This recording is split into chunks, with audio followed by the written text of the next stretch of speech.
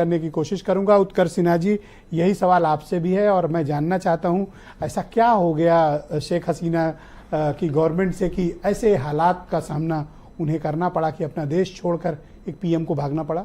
देखिए ब्रजेश जी, एक बात तो बहुत साफ है कि ये जो घटनाक्रम हुआ है, इसकी चिंगारी काफी दिन से बांग्लादेश में के भीतर चल रही थी, और खास तौर पे पिछला आम चुनाव जब हुआ था उस समय से ही एक अनरेस्ट बनना शुरू हो चुका था हसीना के तौर तरीकों को लेके।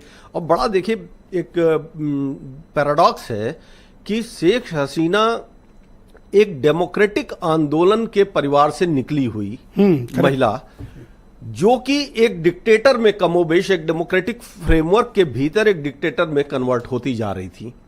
ये सच्चाई है। दूसरा इत्तेफाक देखिए कि आज से ठीक लगभग 50 साल पहले शेख हसीना को भारत में शरण लेनी पड़ी थी। जब उनके पिता उनकी हत्या हुई तो हसीना और उनकी बहन रयाना सिर्फ इसलिए बच गए थे क्योंकि वो जर्मनी में थे उस वक्त, और तब वो भारत आए और 6 साल तक अंडर कवर रखा गया उनको। प्रणब मुखर्जी जी उनके जो हमारे राष्ट्रपति रहे वो उनके गार्जियन बने थे और अंडर कवर रहे। फिर वो गई वापस बांग्लादेश। वही मुजीबुर रहमान साहब जिन्होंने बांग्लादेश के जिनको पिता कहा जाता है, आज उनकी मूर्तियां तोड़ी जा रही हैं, और तब भी बड़ा अफसोस हुआ, तब हसीना को भागना पड़ा। तो ये एक बड़ा दृश्य है 50 साल के परिवर्तन का। एक बात तो ये हो गई। किया क्या ऐसा उन्होंने कि उनके खिलाफ देखिए देश खड़ा हो गया? बांग्लादेश शेख हसीना की समस्याएं जो थी वो कुछ मामलों में बहुत गंभीर हो गई थी। एक तो वो स्थानीय स्तर पर जिस तरह से उन्होंने अपने विरोधियों को कुचलने का काम किया, बहुत नॉन डेमोक्रेटिक था। ये सही बात है कि बांग्लादेश की हिस्ट्री अगर आप देखें तो 76 के बाद से और 90 तक वहां पे आर्मी रूल रहा।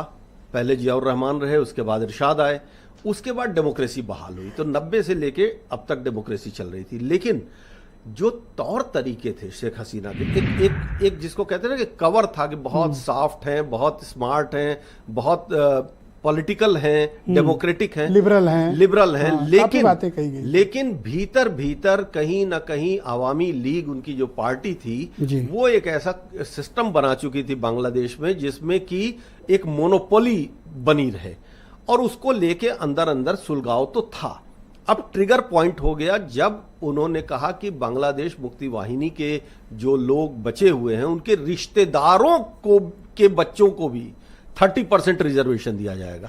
देखिए बांग्लादेश में ऑलरेडी 56% रिजर्वेशन है, अब उसमें भी आप 30% एक तरफ अपने पार्टी के लोगों के लिए आप ले आते हैं, सिर्फ इस नाम पर कि स्वतंत्रता आंदोलन की बात करते हुए। तो वो कुछ ज्यादा महिलाओं को भी कुछ दे रहे थे 5-10%। नहीं, वहां पर देखिए रिजर्वेशन का फ्रेमवर्क बड़ा अच्छा है। वहां माइनॉरिटीज के लिए भी 5% रिजर्वेशन है, महिलाओं के लिए भी सब कुछ है। लेकिन ये जो एक साथ बल्क अपनी पार्टी को बेनिफिट करने के लिए जब दिया उन्होंने, तो स्टूडेंट्स का गुस्सा बढ़ गया। लेकिन ये गुस्सा जब मिक्स हुआ पुराने उस चिंगारी के साथ, तब ये आग लगी। याद कीजिए जब ये आंदोलन 1-1.5 महीने पहले हुआ था शुरू, तो उस वक्त हसीना चीन में थी, चीन के दौरे पे थी। वहां से दौरा छोड़ के वो आ गई थी, और उसके बाद सेटल किया उन्होंने। लेकिन फिर 2-3 दिन पहले जब आंदोलन शुरू हुए तो आवामी लीग के सिंपैथाइजर्स ने एक नया नोशन वहां देना शुरू किया। उनका ये कहना था कि साहब ये एक्सटर्नल फोर्सेस करा रही हैं, जो हर इस तरह की सरकार कहती है, बहाना करती है, विदेशी ताकतें आ गई हैं और देश तोड़ रही हैं। लेकिन लोग इतना, मैं अभी आने के पहले जब 3 बजे ये करीब 2:30 बजे सूचना आई, उसके बाद मैं बांग्लादेश में कुछ पत्रकार साथियों के साथ बात कर रहा था। मुझे जान के ये आश्चर्य हुआ कि मैंने 7 लोगों से बात की और 7 में से कोई एक सिंगल आदमी नहीं था जो हसीना के पक्ष में कोई तर्क देने के लिए तैयार हो। तो एक बात तो एक सवाल ये खड़ा हो गया। दूसरा, भारत की सीमाओं को लेकर चिंता है हमारी, और निश्चित तौर पर होना चाहिए, क्योंकि म्यांमार और बांग्लादेश सटे हुए हैं। म्यांमार से ऑलरेडी डिस्टर्बेंस की खबरें हैं, और वहां से हमने देखा कि मणिपुर और मिजोरम में किस तरह से म्यांमार से लोग घुसे। अब अगर बांग्लादेश से भी इस तरह से लोग घुसने लगेंगे तो भारत के लिए एक लंबा कंसर्न है। लेकिन आखिरी बात जो मैं कह के खत्म करूंगा इस फेज को, वो ये कि बांग्लादेश की सिचुएशन फिलहाल सिविल वॉर की नहीं है।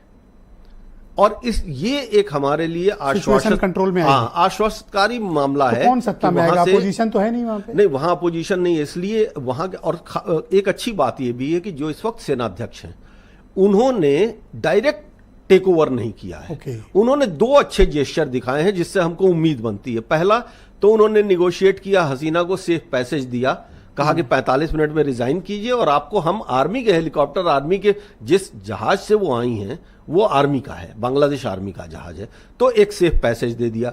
दूसरी बात, उन्होंने विपक्ष के जो लोग भी हैं या सिविल सोसाइटी के बड़े पैमाने पे उन लोगों के साथ वो लगातार बात करते हुए ये कह रहे हैं कि हम एक एंटरिम गवर्नमेंट बनाएंगे जिसमें आर्मी ऑब्जर्व तो करेगी लेकिन ये एक सोशल